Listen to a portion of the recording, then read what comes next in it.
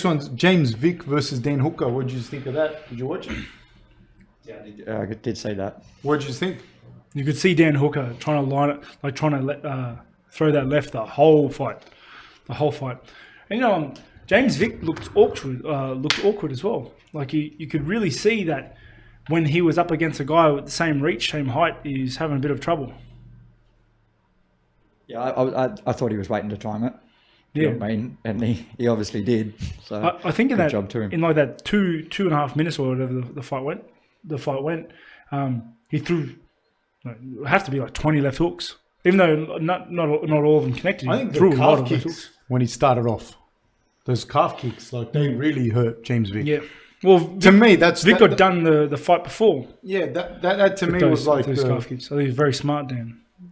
But to me that was like because going back to talking about significant strikes and that was to me like the most significant things. Like the left hook was the end result of him having hurt him, and James Vick couldn't get into his rhythm, and he looked awkward. Like you're right, I think he looked really awkward. I don't know if Dan made him look awkward, but he landed those calf kicks and he couldn't really get a rhythm and couldn't get anything going. He ate a few again.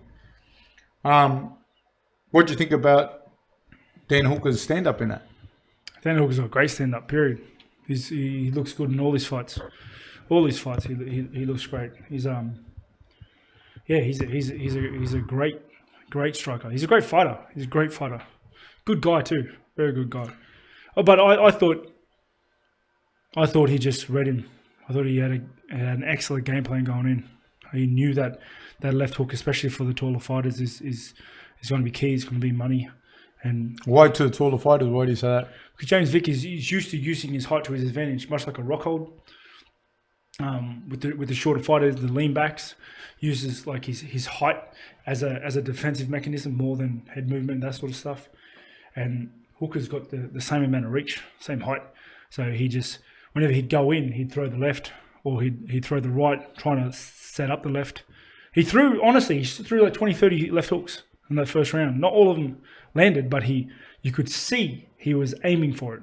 That he was Stepping through, like changing his stance when he was stepping through with that. And if you're watching, he actually he only stepped through. He didn't really step through as much as fake the right hand, go left hook. He didn't do a step through, switch stance, continue through.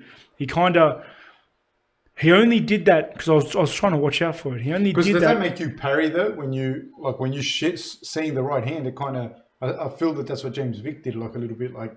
Well, James Vick, because he's a tall fighter and because of how he fights like a tall fighter. He leans back and tries to catch hands with his long arms, keeps him at range. But like I said, Hooker's got the same amount of reach. So when Hooker came in with that right hand, James Vick went out to parry, and then he feinted the right hand, went up, left hook, boom. And you could see Hooker's left hook, Hooker's left hook.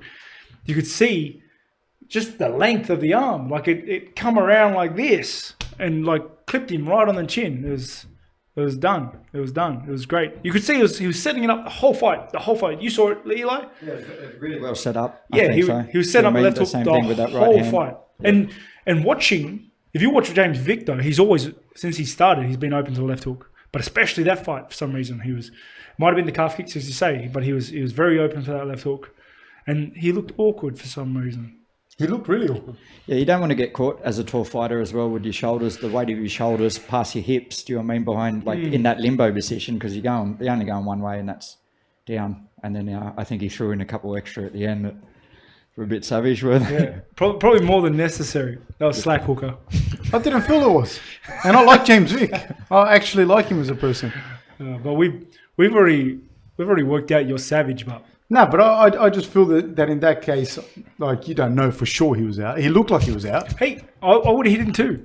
So it doesn't make it right. That's a good. Yeah, I wasn't sure he was out.